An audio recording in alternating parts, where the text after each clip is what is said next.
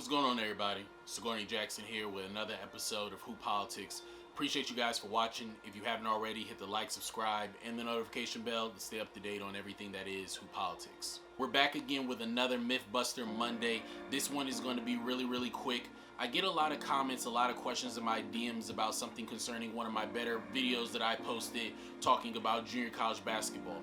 And the number one question that I get asked all the time, is, can you still go D1 from Juco? And the obvious answer to that is yes, you can, but I decided that maybe I need to put a little bit more of a realistic perspective on it for you. So we're going to talk about that and give you a little bit extra details that people don't talk about, and hopefully it'll be able to help you guys out a whole lot. So without further ado, let's go and get right into it. So once again, like I said before, Division I is very possible when it comes to leaving a junior college basketball program. Within my own conference, when I played, there were guys who were going D1. It wasn't as prevalent back then, but as time goes on, as the game of basketball has continued to grow, it is a normal thing now for every Division I school, for the most part, to have at least one or two Juco guys on the team, unless you're a power top 5 in the country type of team. But let's put some numbers to this and just try to figure out, you know what?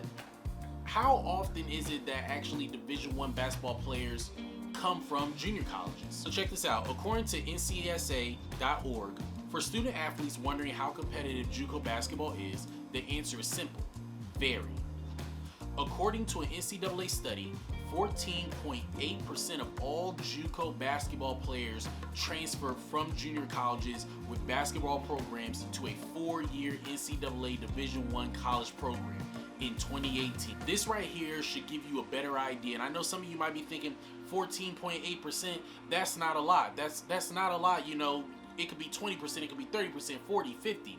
Slow down, pump your brakes. Let me put some more perspective around this for you. As some of you know, in past videos that I've talked about, there are different levels of junior college, just like there are different levels of Division I, Division II, and Division III. It's the same thing with Juco. So check this out. At the Division I Juco level, there are 208 basketball programs. At the D2 level, there are 139 basketball programs. And at the D3 level, there are 105 Juco basketball programs. Let's do a little math. That adds up to 452 programs in all for junior college. Now, let's just think that, you know what? On average, there's about 12 players per basketball team. So 452 times 12 comes out to 5,424 basketball players. Now, for any of y'all who may be a little bit slow on math, 14.8%, that comes out to 802.75 basketball players. Ever since 2018, there are 802 players per year that are leaving Jucos and going to the Division I level. So if there are 452 programs, that means that at minimum, there's almost 2 players per roster that are going to the Division I level. That's a whole lot. But let me bring something else up for you guys back on ncsa.org. 14.8% of all Juco basketball players transfer from junior colleges with basketball programs to a 4-year NCAA Division I college program in 2018, compared to 1% of high school basketball players who went on to play D1 basketball immediately following their senior year.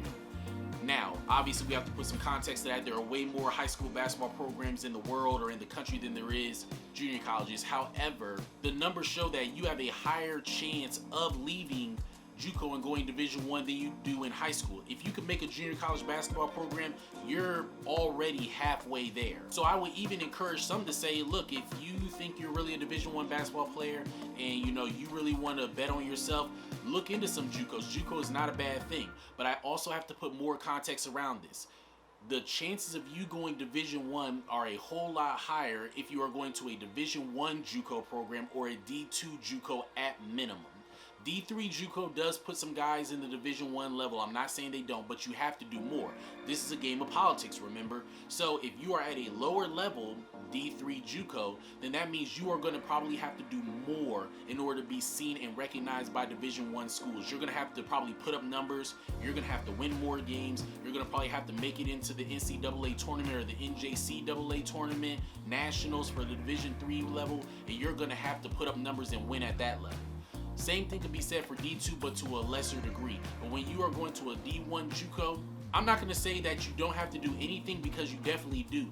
But Like I've said in past videos, you can do less at a higher level and it will be seen as more. No different than if you average 12 points a game in the ACC, you are almost going to be a surefire first or second round pick, opposed to if you average 20 points a game in the WAC conference. So I'm pretty sure some of you guys are wondering out there, well, what JUCOs do I need to look at? What Division I JUCOs do I need to look at? If you want to get that, stick around, subscribe to the channel. I'll be dropping another video later on this weekend to start giving you a couple of different programs that you should start looking at. If you like this video, give it a thumbs up.